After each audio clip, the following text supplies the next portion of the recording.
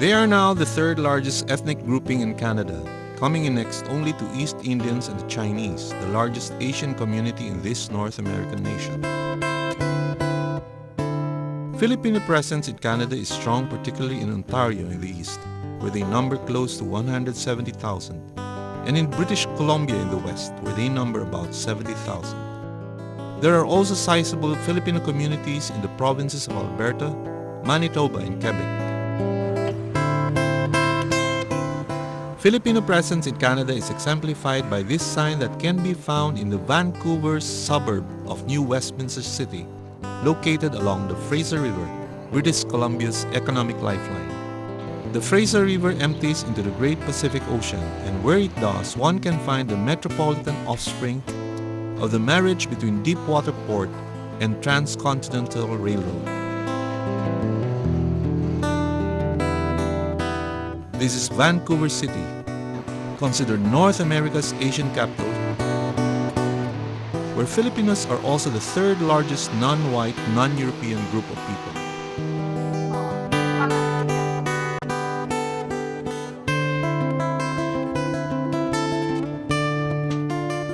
Meet Mrs. Priscilla Limhuco Estrada, head of Vancouver City-based Sampaguita Travel, one of Canada's oldest and most respected travel agencies catering to both incoming and outgoing Filipino and non-Filipino visitors, travelers, and immigrants.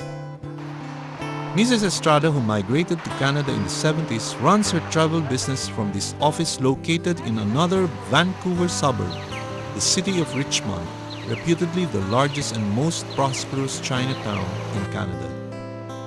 Her office sits next to a row of establishments that cater to Filipino-Canadian household needs, such as this store selling condiments, produce, and other foodstuff brought in from the homeland.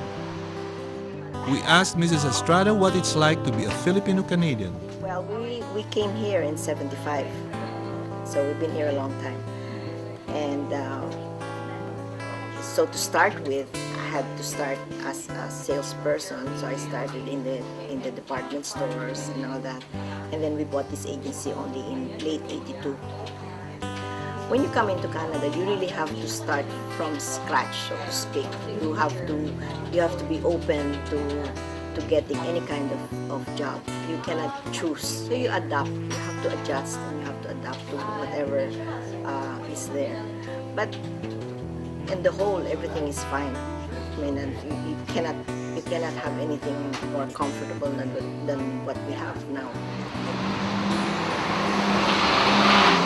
Over in Vancouver City itself, there is another establishment that is among the better-known Filipino business names in this part of North America. This is Goldilocks Vancouver, a branch of the well-known Filipino bake shop and restaurant.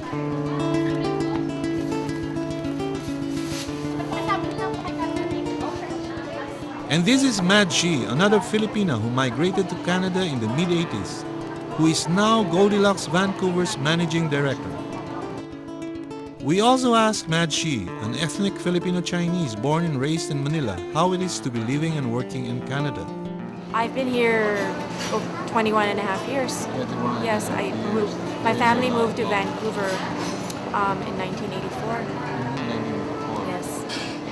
For me personally, it was a difficult adjustment because I was in high school, and Vancouver 20 years ago was pretty slow. It's more of a probinsya sa atin. And I missed a lot of my friends, and I thought Vancouver had a lot of older or senior citizens. But the city has grown a lot in the last 20 years, and it's become very, very busy. And I think, I guess, hence the demand for expansion, I guess, of the store or even business. Mad Shi takes pride in our outlets having the largest non-Filipino clientele in the Goldilocks chain. Goldilocks Vancouver has the largest non-Filipino clientele amongst all of the stores in North America, or I guess even, of course, the Philippines. But we have a lot of non-Filipino clients. Goldilocks is a favorite lunch hour place for Filipinos who presumably find comfort dining on the pansit, puto, dinuguan, kalderetang baka, adobong pusit, and other traditional homeland food that comprise Goldilocks restaurant fare. Here we find Art Buban, formerly of PLDT, who now works as a technician for a Vancouver bus company maintaining its fleet's onboard electronic gadgetry. Nagre-repair ako ng mga electronic onboard ng mga buses, computer ng bus, tsaka yung mga lagayan ng pera. Ang Filipinos naman na punta rito, hindi man refugee or hindi na displaced sa bansa natin. Mostly nagpunta tayo rito is mga professional na nag-move dito for better opportunity sa bata.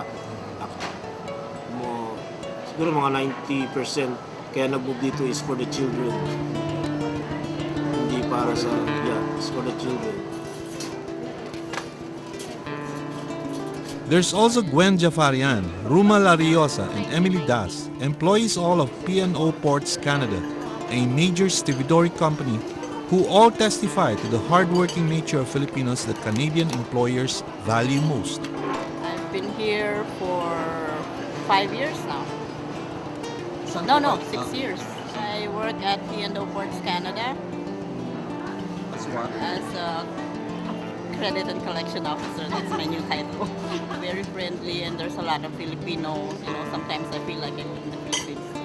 I'm from Davao, but my home province is Davao Province. It's in Tagum City. An accountant, it's a finance accounting administrator. You have to adjust. I'm an accountant in the Philippines. Tapos, of course, you have to work as a customer service rep. You have to work in a restaurant. So I did all that in a year, and then I studied for about 9 months, and then I got this job, and so far, so good. Everything's been great.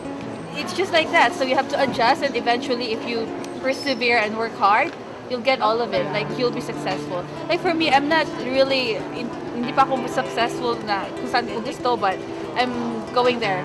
And yeah, you just have to work hard. And of course, make friends and all that, and adjust to it. I came to Winnipeg 1970 and I moved here 1990 in BC.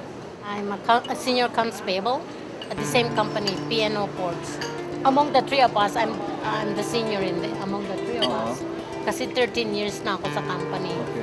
I experienced that too, 1970. You cannot choose whatever, and then as you grow older, as you grow, yung matagal ka na sa bayan, pwede ka nang magano kasi may experience ka na.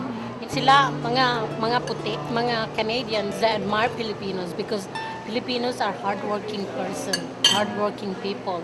So they know some companies, they prepare Filipinos because they know Filipinos work so hard. Apart from being a country where the dream of a better life can be earnestly pursued and realized, what is there in Canada that has attracted these Filipinos to come and stay?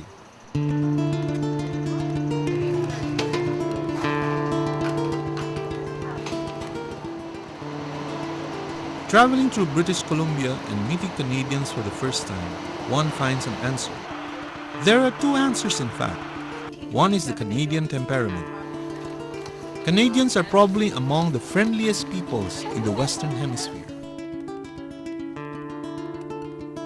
Meet Michael Clemens, our bus driver and tour guide, who exemplifies the warm, friendly openness that Canadians are known for the world over. With a shock of white hair and beard framing a grandfatherly countenance, Michael looks like the cross between a retired schoolmaster and an old mariner home from the seven seas.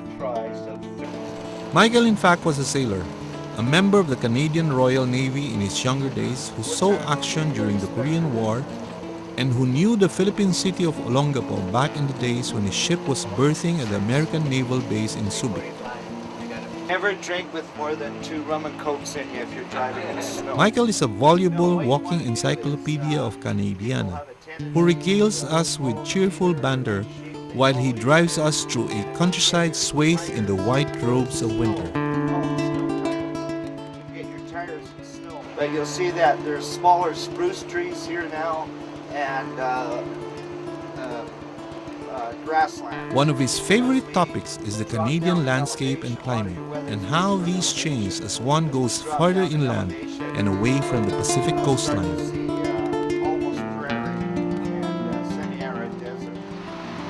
From wet and rainy in Vancouver near the sea, to snowy and serene in the rolling hills, plains and valleys of the Thompson Okanagan, a region of northern British Columbia overshadowed by the majestic blue slopes and snow-capped peaks of the Canadian Rockies. The Canadian temperament, it seems, is like the Canadian climate and landscape, especially in British Columbia, where it alternates from dry to wet and snowy in between, thus agreeing perfectly well with the Filipino visitor's need for warmth and sunshine, and his curiosity for snow and the winter wonderland. Back there and lift your feet.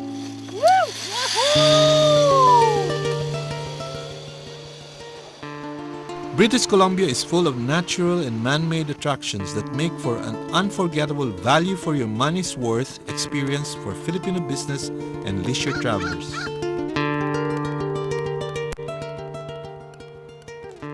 These include skiing, biking, and trekking destinations such as Whistler Village, located up in the coast mountains surrounding the Vancouver area, that will certainly click with Filipino travelers who love the great outdoors. There are havens of agricultural tourism such as these orchards, fields, and vineyards that do not only grow fruit but produce fine-tasting jams and world prize-winning wines from fruits like grapes and cranberries. And for the heritage buff, national historical sites like Fort Langley, veritably the intramuros of British Columbia, where the British Crown colony formally became a province of the Dominion of Canada in the late 19th century. At Fort Langley, Filipino tourists will be pleasantly surprised when they meet Shirley Torres, who looks like a Canadian Indian but who is in fact a Filipino. Shirley was, until 1995, a teacher of the Spanish language at the Ateneo de Manila University.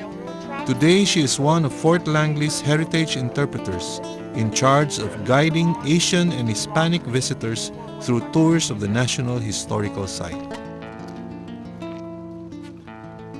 I'm a heritage interpreter here at Fort Langley National Historic Site. I came over to Canada in 1995. I came with my family. I used to be with Ateneo. I taught Spanish at the Ateneo. It was my experience teaching at the Ateneo that got me here because one of the requirements was a teaching experience. These are the Filipinos of Canada, and as in other places where they have taken root, the traveler can find them in the most pleasantly surprising nook and crannies of this part of North America.